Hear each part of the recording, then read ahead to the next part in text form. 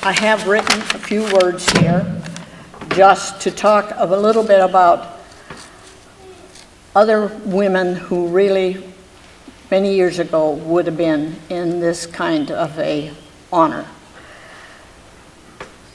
Those are women who came before me. My grandmother, Marie Hannila, daughter of a judge, came from Kalajoki, Finland, at age 16 to live with her brother in Astoria, Oregon, where she worked as a housemaid.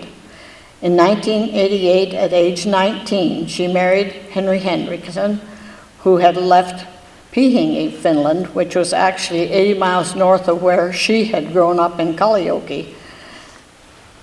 They did meet then in Astoria. He had left Finland in order to avoid the required Russian army service, which at that time was required of all Finnish boys. At about 1890 then, they and other family members went to Rockland, California to work in the marble quarries, where son Arnott was born. In 1894, Henry came to Juneau to work in the mines. They built the 20-room Rockland boarding house, where the Baranoff Hotel now stands, which Marie ran, and they had 3 more children. Wino was born in 1896, who served later as Juneau mayor, secretary of state, and acting governor twice.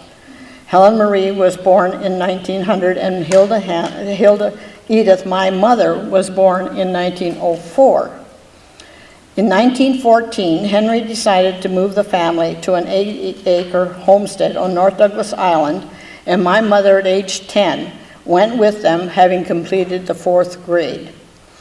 She spent the next 10 years helping her father with the animals, gardens, selling piling to the docks and businesses in town, and even repairing the Treadwell ditch from Crockley Lake to the Treadwell mine. And going to Juneau at that time from out there meant either 5 miles of rowing there to Juneau or walking across the bar at low tide and then walking to town. In 1924, she married my father, Henry Hanna, who had come to Juneau about 1918, and she moved back to Juneau.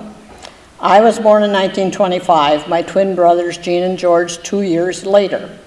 In September 1928, my father was drowned in a hunting accident.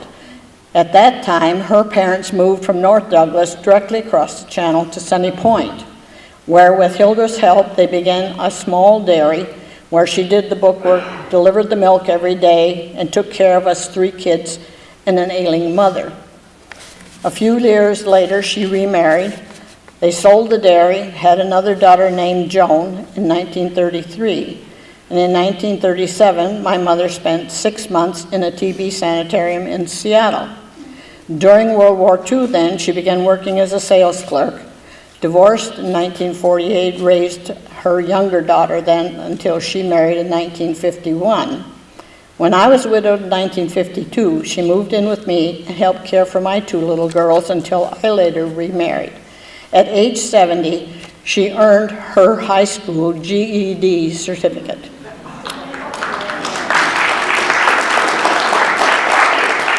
She died in 1981 at the Sitka Pioneer Home. I could go on and on and on, but I won't.